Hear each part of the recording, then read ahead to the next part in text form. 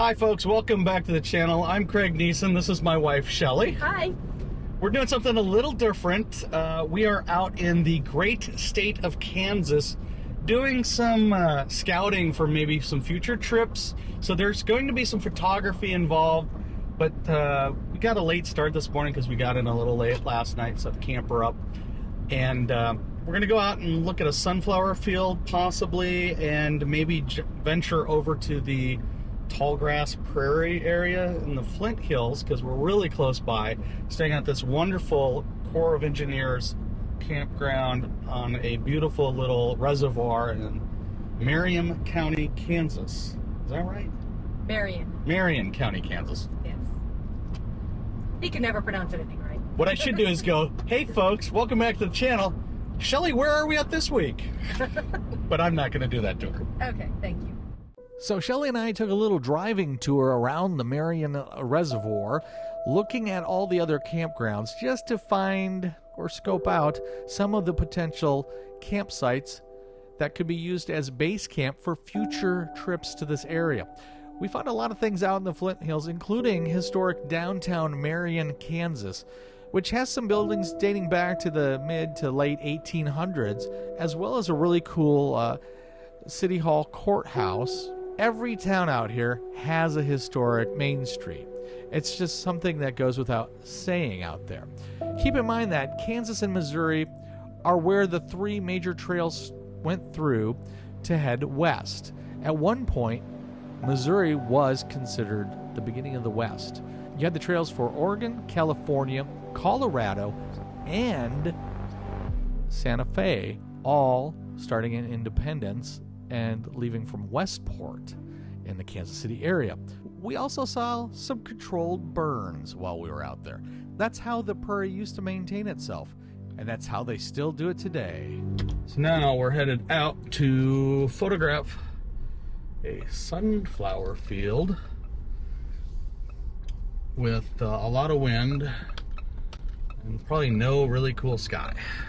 But anyway. Well, it's not a lot of wind. They say 10 miles an hour. 10 miles an hour, but it's Kansas. You never know. It's patchy. Patchy wind. Yeah. I don't have any idea what that really means. What? Patchy wind. Patchy wind? Not a patchy wind. Patchy. Patchy wind. Yeah, in patches, you know. Well, the wind kind of died down for us. It was really nice. We were driving directly into that nice setting sun, and it took us a little bit longer than I had hoped to get back to the sunflower field that we found while driving around that day. It's quite a big area. Kansas is not a small state. You know, it's not just that it's a flyover state. It was originally a railroad state. That's why it's so long east to west. So we made it out here in time. We got set up. I'm actually up on top of the truck.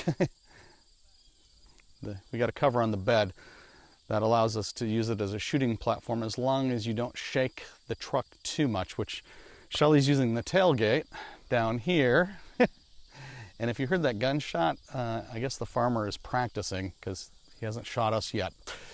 Anyway, we made it out here with enough time to set up. I got two panos, one at ISO 800 and one at ISO 100. I also did some portrait-orientated compositions as well as some just straight landscapes. We'll show you those photos now and I'll walk you through them. So I'm going to walk you through one of the panoramics because the second one I just wasn't fast enough on. Here again, I'm going to show you an overlay. They're not exactly matched up. This is just to show you how many frames I shot in the field to create the whole panoramic. This one was shot at ISO 800. I usually don't shoot on a tripod at this ISO for a few reasons. Usually I don't like the grain or the noise that sometimes gets introduced. I actually liked the way this one turned out. Like I said, I wasn't fast enough when I went back and reshot every frame at ISO 100. The sun had changed position and just didn't look quite right. So here's the raw stitched panoramic. I haven't cropped in yet. I haven't done any post-processing. We're going to take that image, we're going to crop it down. We're also going to do a little bit of work in the sky to bring down the exposure so that you can see some of the detail in the sky. I love the way this turned out. It's one of my favorite panoramics of the year. Let's talk about what you like down below, as well as how you might handle a situation like this. You've got the sun just below that cloud line in the distance, setting, and you're losing your light rapidly. Have you ever tried to do multiple panoramics in this type of situation? Let me know. Let's talk about it. Here's the back of the camera, and let me show you what I got here. I like the fact that I'm almost straight. I'm pretty much straight down the row of these sunflowers, and the sun was just barely off camera when I took this. Really nice photograph. Here it is now. Wow. You know, that evening was so awesome and so cool. I just can't get enough of looking at the images. That's why it's taking me so long to get this together. I did a 3-bracket exposure. I'm pretty sure that's no surprise to everybody out there. I do that because the D600 is over 10 years old and I just don't get the dynamic range of modern cameras. So I took the 3, the plus, the minus, and the base. This is the plus. Sky's totally gone.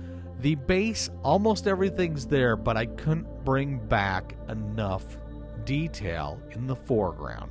That's why I did the 3. I did need the minus 3 as well to get some more detail back in the sky. So we'll take those into Lightroom and we'll blend them together as a raw dynamic range photograph. This is the raw. I haven't done anything. I don't let Photoshop or Lightroom do any auto settings for me. I want to control where the changes are made, where the contrasts are increased, where the exposure is decreased. This is my post-processed on the right. I love how the sky turned out. I like the foreground. The only thing that I don't like, and I don't know how I would change it, is the communications tower in the photograph. I could go in and remove it. It'd be a lot of work, plus it's not something I could physically move in the field. I'm not big on actually removing things that I can't just move when I was on location. Let's discuss that one down below. What are you guys thinking about these sunflowers? I loved getting out there and photographing these with Shelley. It was a great night. Here are some of her photos from that night. This one's a little bit close up, with the sunflowers starting to wilt because the sun has set. They actually do pivot towards the sun, and they open and close to some extent. This is her little bit broader view from the tailgate. This one was taken earlier in the day and closer up when we found the location as we were scouting that day. Well, we're assuming you guys can see us. Yes. Because it's gotten dark outside, and I think we got a moth in here. No, I think it's on the outside. Okay, anyway.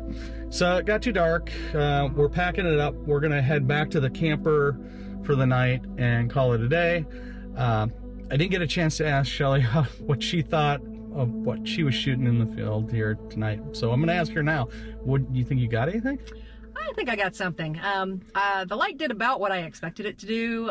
We got a little pink, which was great. Not a ton of cloud, but just enough to give it a little bit of interest in the sky. So I think it went pretty well. I mean, nothing spectacular, but, you know, it's a typical Kansas sunflower shot. We see a lot of these around here, so, you know, I think I'll be happy enough with it. So we'll see. Well, we don't usually see a lot of these around here because we're from Missouri. You still see Kansas sunflower shots. Anyway, it was a fun night. I hope you all enjoyed watching. If you've ever just ran out at the last second to get a sunset photo of anything, leave a comment down below because I'd love to discuss this further with you guys. I love the community that we're building down there. And if you haven't yet joined the community, all you have to do is hit that subscribe button Down below. and ding the bell for future notifications. Ding! That way, you know when we're out with a new video and you can join along on the fun and the adventures. Thanks for watching. We'll see you next time. Bye, everybody. Bye-bye.